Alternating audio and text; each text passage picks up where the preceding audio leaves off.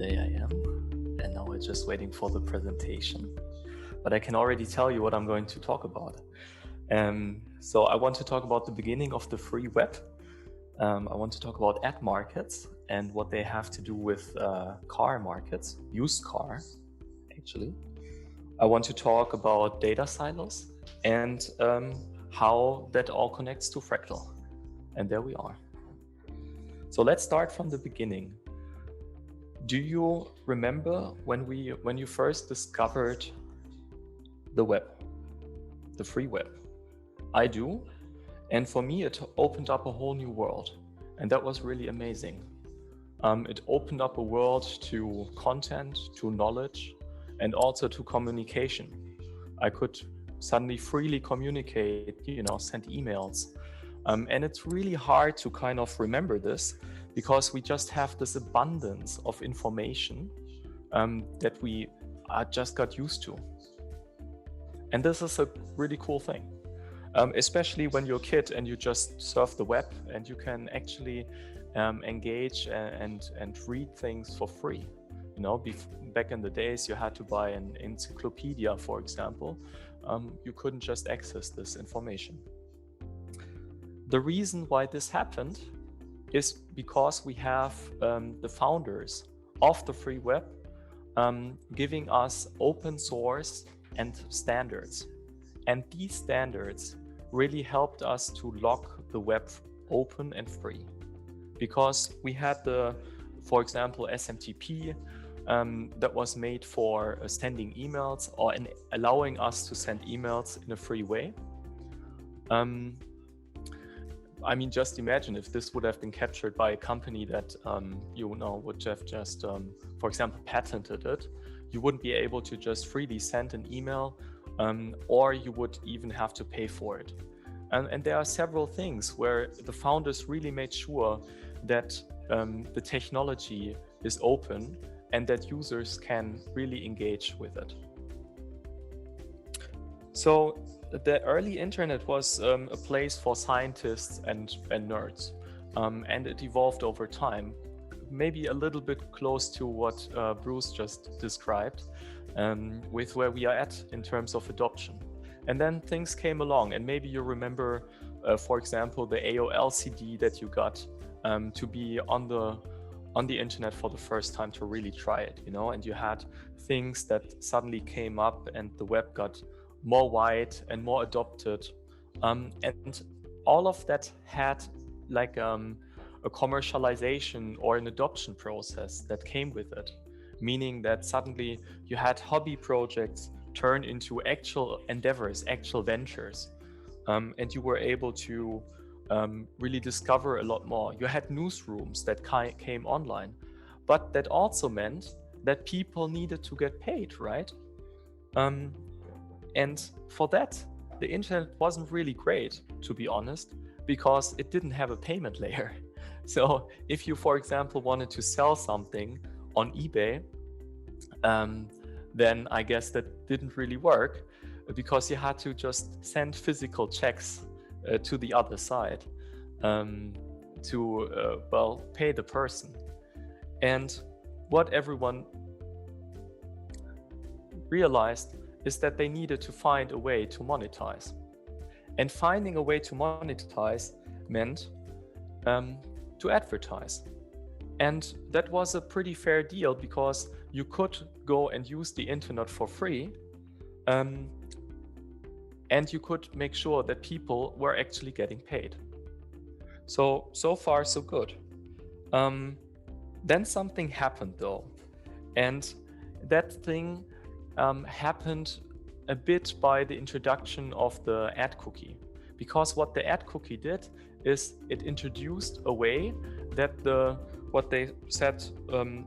introduced a memory to the internet, to the web. And the memory came at the cost of the user privacy. And it also introduced a way to differentiate between traffic sources. So you could suddenly say, is that just regular traffic, or are those high value users to you? There's one thing though, the ad cookie was free to access, so everyone could access it. There wasn't like a pool of people that could access it and others weren't able to. So it had positive sides and negative sides, but it introduced one layer where the identity became much more important, because you basically had attention and you had identity, and that was the mix that made up the ad revenues that you could rake in. So far so good, but what happened is that the free web that relied on ad revenues, and we're starting in 2009, actually developed in a way that is kind of bad. And not only kind of bad, it is really bad when you see that there is an oligarchy of 60 to 70% of the whole ad market going to just two companies. Because that begs one question, and that is, who's going to pay the bloggers and the builders if all of the revenue is going to two companies? These are the guys and gals that are making sure that you get the content, that you get the apps for free. They are the ones that make sure that you get the content that you like online. And you would normally say, if an innovation really turns on its head, that maybe also the inventors would turn in their graves. Well, the good thing about the internet is it's not that old, so we can just ask the people that invented the internet. And well, he doesn't really like it, does he? In fact, he is actively working on pushing the web back to its origin, being a decentralized and locked open place.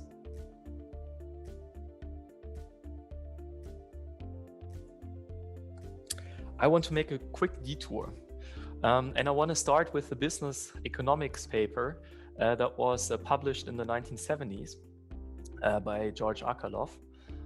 It's quite famous, called The Market for Lemons. And in there, he's talking about the used car market. And you might, wonder why the used car market, how is that important to, well, advertising and the free web? And give me a second, I'm going to explain it to you. Why this might be relevant here. And the main thing is that we are talking about asymmetric information, so a lack of information, and what that does to markets and the quality of goods. So let's start. Let's look at the used car market, right? You have good cars, good quality cars, you have low quality cars, and even high quality cars, can have a damage or with the motor, and you purchase it, and 2 weeks in, the whole car is just garbage and you can't use it anymore. So as a normal consumer, you can't really tell if this is going to be the case or not. But the car dealer is an expert, so he or she knows the car and you don't. So the problem that's going to happen here is that they will try to sell your car. You would assume that the car might not be worth as much, because as we know, all car dealers cheat, because, well, you can't really tell, and it could just be like a lower quality car than this person says. So what you're going to do is you're going to pay less, and that's not great for the honest car dealer, because the honest car dealer is going to be the one who's going to sell you a high quality car for a lower price, because you're not willing to pay the full price, because you're assuming that you're getting screwed. So next time around, the same car dealer has an incentive to suddenly also sell you more lemons, because otherwise the person isn't going to get paid, right? And you see what this does with the prices. They keep on going lower and lower and lower until you just have lemons in the market, and the market doesn't really work, and all the car dealers have a bad reputation. And all the buyers, they don't want to spend money on there. What the hell has that, what's the connection here with advertisement and the free web? What is he talking about? Well, actually, the thing is that it's the same for the market for attention. And it is actually in the very same crisis. And the reason why it is in the crisis is because we have less information than we need for the market that doesn't have all the information to assure that it's high quality traffic. But let me take a step back here. So when the internet evolved into what we would call Web 2.0, we had the platforms coming up. So social media and search giants that suddenly knew so much about you. And this really became the differentiating factor because, ad cookies already helped.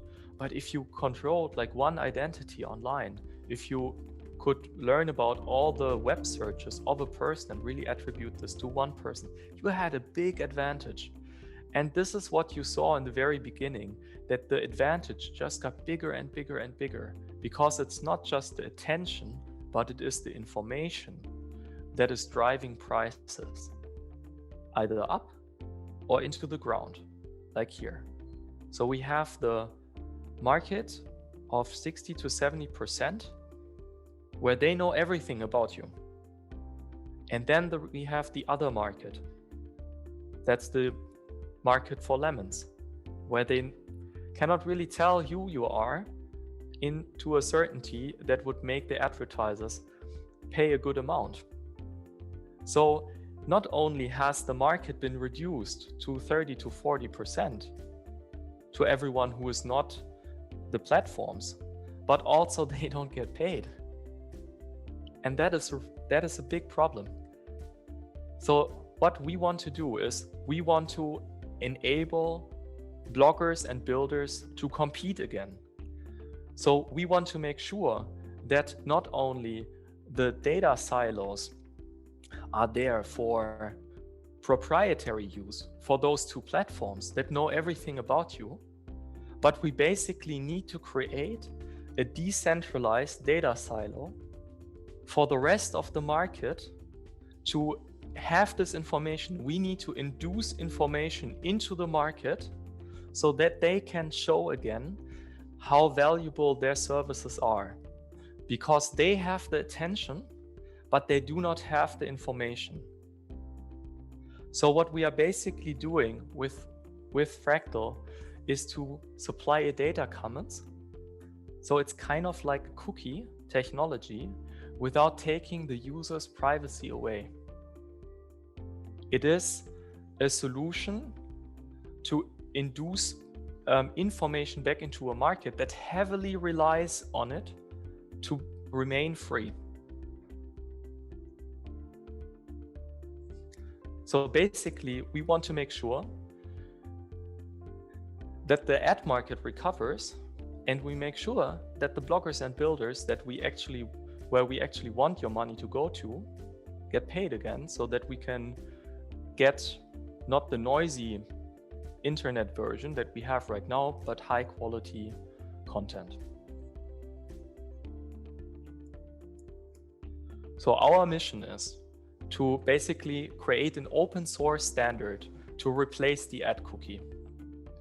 We want to return the data into the hands of the users, and we want to create a data commons to finally level the playing field with a duopoly to, and that sounds like a big mission, and it is, but save the free web. Thank you.